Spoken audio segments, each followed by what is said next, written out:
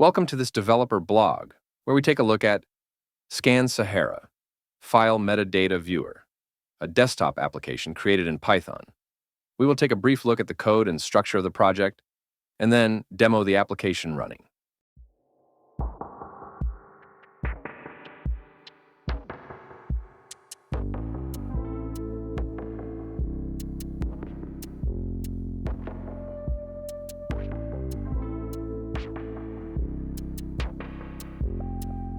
The idea was to see the metadata of a file by simply dropping it into this app to see what type of file it is, the properties of it, and permissions.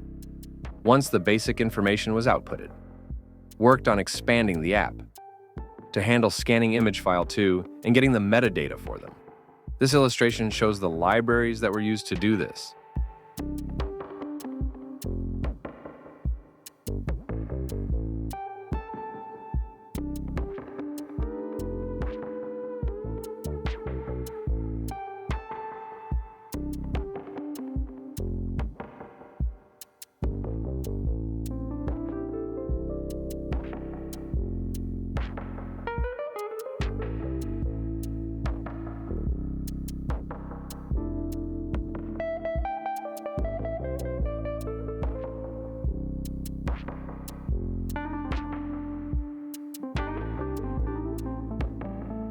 Then moved on to integrating VirusTotal API. To do this, I first needed to get the hash of the file, as I decided not to send the whole file to VirusTotal, but only the hash of the file to check. This kept the app lightweight and more focused on getting metadata of files, which is the main purpose of the app. As VirusTotal requires an API key, the interface validation was added to get the key, and then to encrypt it and store it, so it will remember it for the next time the user runs the app.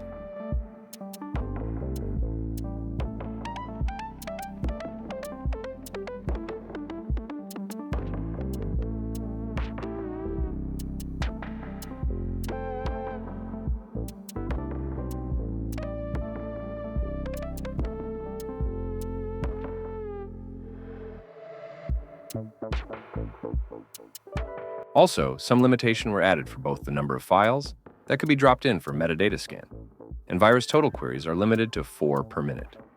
The interface was improved to show this and guide the user. All options are kept on one screen, with the output in the center. Icons were added to keep the result clear and to add some color. You can also switch to dark mode, with all dialogues changing to match.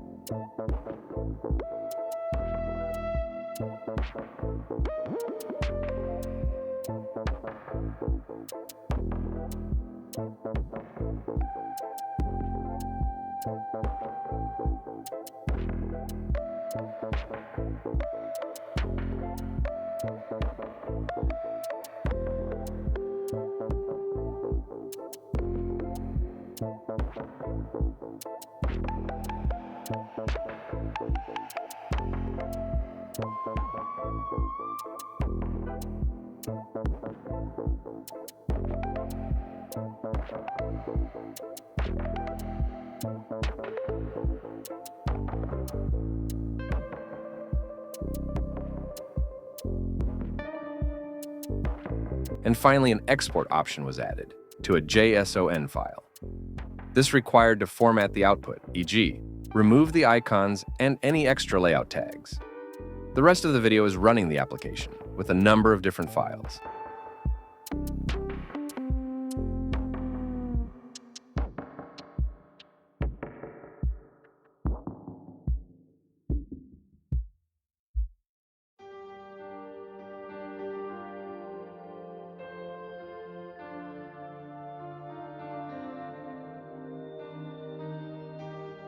Built to run on Windows and Ubuntu environments, check out the bookmarks to see the different test runs.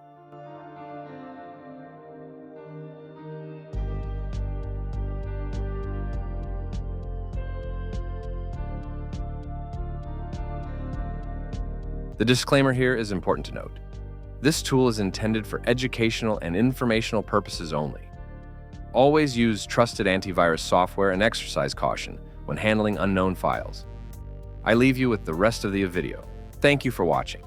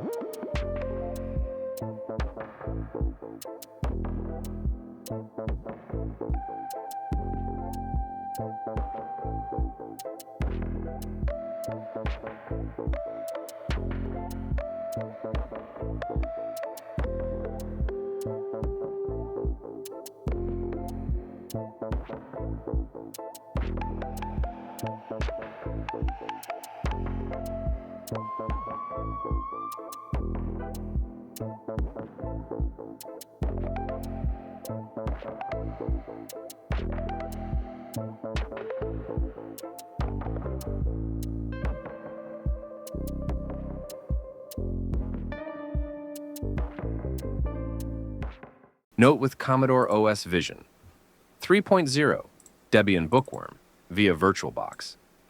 Debian Bookworm is running glibc 2.36, but the binary is built against glibc 2.38, so had to. Use a DistroBox container. This lets you run your app inside a Fedora container that already ships with glibc 2.38+. Check the video description for the exact commands I used.